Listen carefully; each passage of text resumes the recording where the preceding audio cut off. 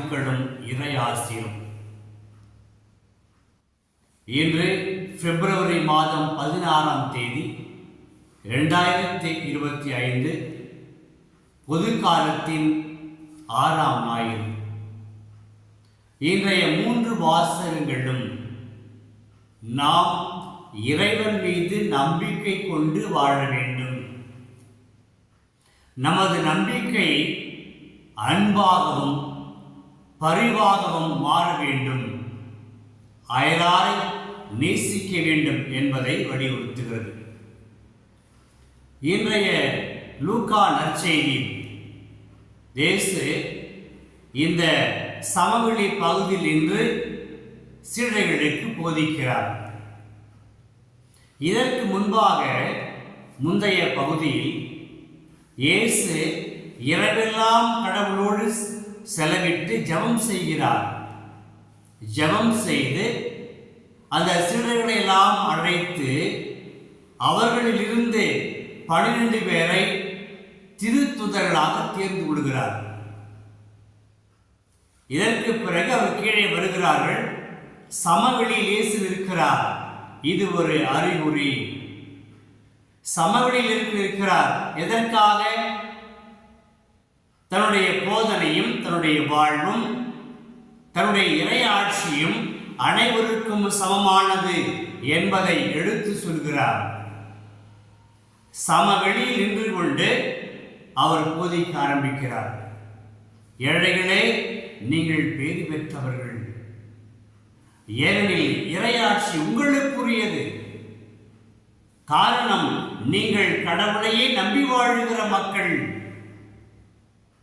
இப்பொழுது பட்டினி கிடப்போரே, நீங்கள் நிறைவு பெறுவீர்கள்.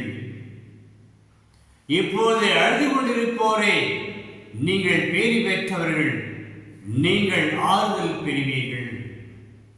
என் பொருட்டு நீங்கள் இகழ்ந்து தள்ளப்படும் பொழுது, மக்கள் உங்களை வெறுத்து ஒதுக்கி புறம்பே தள்ளப்படும் பொழுது அகமகிழுங்கள்.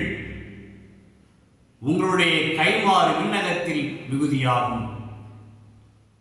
இப்படி சொன்னவர் மீண்டும் தொடர்ந்து சொல்கிறார். செல்வந்தர் கூட்டத்தை பார்த்து, செல்வந்தரே, உங்களுக்கு ஐயோ கேடு. காரணம், நீங்கள் இப்பொழுது நிறைவை கண்டுவிட்டீர்கள், செல்வத்தில் வாழ்ந்து கொண்டிருக்கிறீர்கள். எனவே இப்போது இன்புற்றிருப்போரை நீங்கள் துயருவீர்கள். இப்போது உண்டு முழுத்து கொழுத்திருப்போரே, நீங்களும் உங்களுக்கும் ஐயோ கேடு, நீங்கள் பட்டினி கிடப்பீர்கள். இப்படி சொல்லிவிட்டு இயேசு என்ன சொல்ல வருகிறார்? இதான் முதல் வாசகம் சொல்கிறது. அதாவது, கடவுள் மீது நம்பிக்கை வைப்போரும், அது மட்டுமல்ல வலிய மக்கள் மீது தன்னுடைய வலிமையை காண்பிப்போரும் சபிக்கப்படுவார்கள். இதனுடைய பொருள் என்ன? கடவுளை நம்ப வேண்டும். கடவுளை நம்பாமல் மற்ற எதை நம்பினாலும் சரி, மற்ற மனிதராக இருக்கலாம், பொருளாக இருக்கலாம், உடைமையாக இருக்கலாம், எதுவாக இருந்தாலும் சரி, அவருடைய மனநிலை எப்படி இருக்கும்? அவர்கள் பிறரை பயன்படுத்துவார்கள். எதற்காக? தன்னுடைய சுயநலத்திற்காக.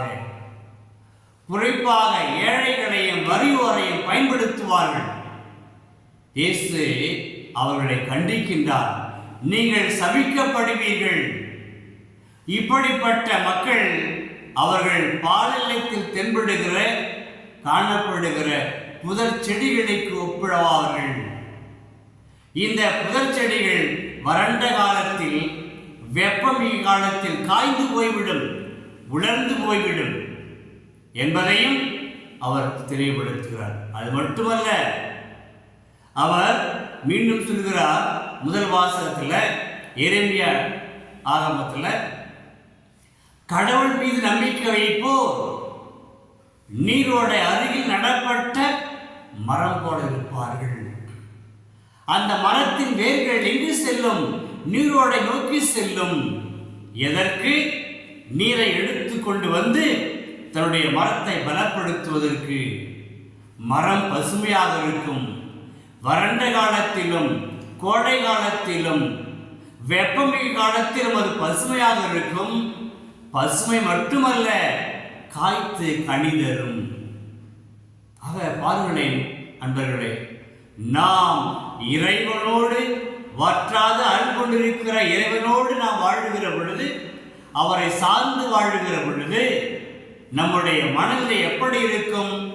நாம் பிறரை வஞ்சிக்க மாட்டோம், பிறரை துன்புறுத்த மாட்டோம், வறியவரை பயன்படுத்த மாட்டோம், வறியவரை இழந்து பேச மாட்டோம், நம்முடைய சுயநலத்திற்காக பிறரை வஞ்சிக்க மாட்டோம், பிறரை துன்புறுத்த மாட்டோம். இப்படி இருக்கிற பொழுது நம்முடைய வேறானது எங்கு செல்லும்? கடவுளை நோக்கி செல்லும். எதற்காக? நாம் இன்பமாக வாழ்வதற்கு அருள் தேவை. அந்த அருளை நாடி நாம் கடவுளை நாடுவோம், கடவுளுடைய இறைவார்த்தை நாடுவோம், அவருடைய போதனையை நாடுவோம், திருவருள் சாதனைகளை நாடுவோம், அருள் பெறுவோம், நாம் வாழ்வோம், நம்முடைய வாழ்வு பசுமையாக இருக்கும்.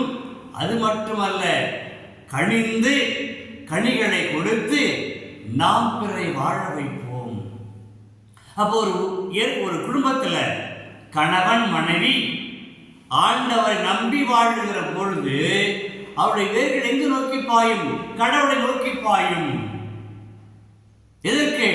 அந்த கடவுள் கொடுக்கிற அருளை பெற்றுக்கொண்டு தாரும் வாழ்வார்கள், தன்னுடைய பிள்ளைகளையும் வாழ வைப்பார்கள், சுற்றத்தையும் உறவுகளையும் வாழ வைப்பார்கள், பிறரை மகிழ்விப்பார்கள்.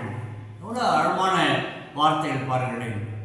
அப்ப அந்த ஏழைகள் இயல்பாகவே காலை கண் விழித்தது முதல் தன்னுடைய ஒரே அந்த எண்ணம் எல்லாம், கடவுளே எனக்கு உதவி செய்யுங்கள், என்னை வாழ வையுங்கள், உம்மை நான் நம்பி வாழுகிறேன் என்ற அந்த ஏக்கம் அவர்களை கடவுள் வாழ்விட்டு செல்லும்.